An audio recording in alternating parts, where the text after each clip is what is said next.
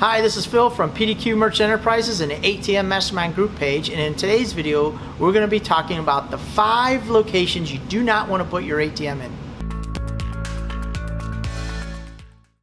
Always remember, at the ATM Mastermind Group page, we buy your freedom back one transaction at a time.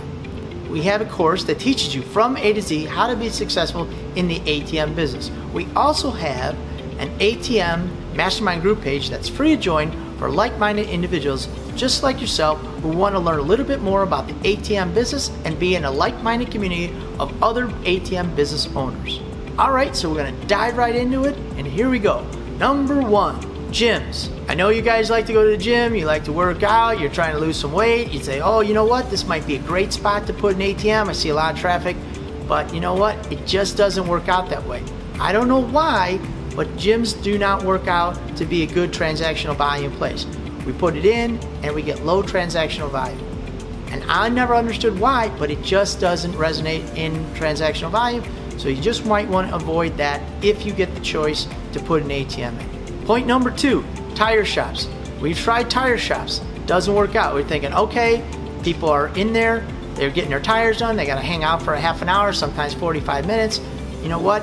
People like to pay cash. Maybe the store owner will entice them to pay cash, but it doesn't work out. Tires is a big transaction, usually several $100s. That means people will have to go to the ATM 1 or 2, sometimes 3 times to get the money out to pay for their tires.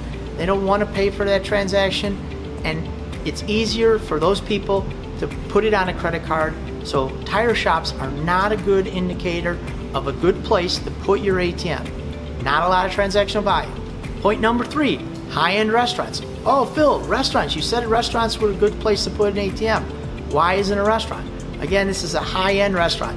White tablecloths, high-end dollars, expensive steaks, lobster, caviar, whatever they have that's on a high-end menu. This is a place that's probably going to be anywhere from, $80 to a couple $100 if you and your friends go, or your wife or girlfriend, you go. A few $100s, white tablecloths.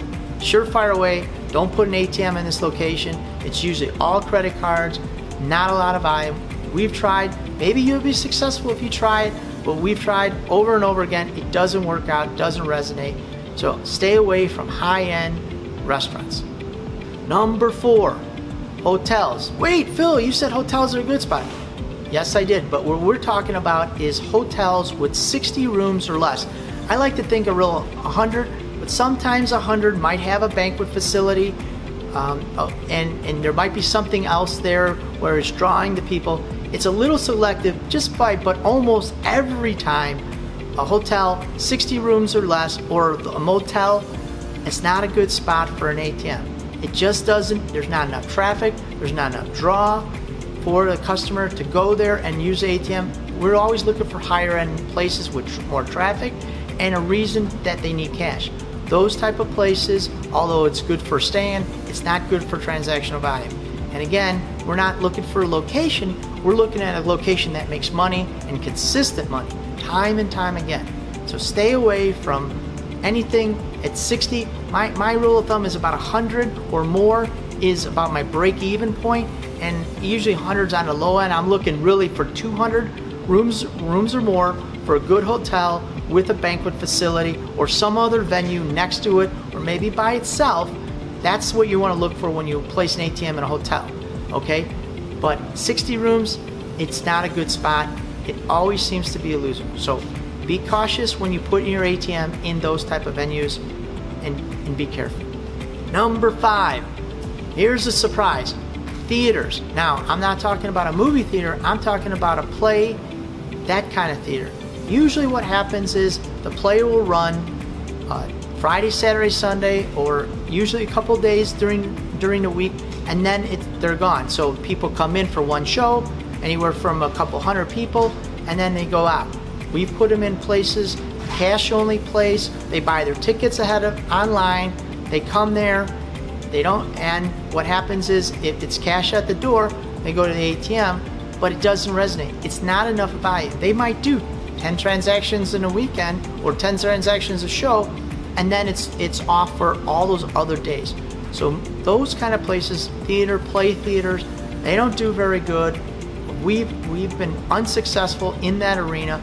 The other thing to keep in mind is they usually do about 5 to 6 weeks for a play or some kind of event, and then they're off for 5 or 6 weeks, and the theater company moves out, another one moves in to perform the show. They practice a bunch of weeks, and they get it dialed in, and then they go on. So they're down for maybe as much as 2, 3, sometimes a month before the next play starts.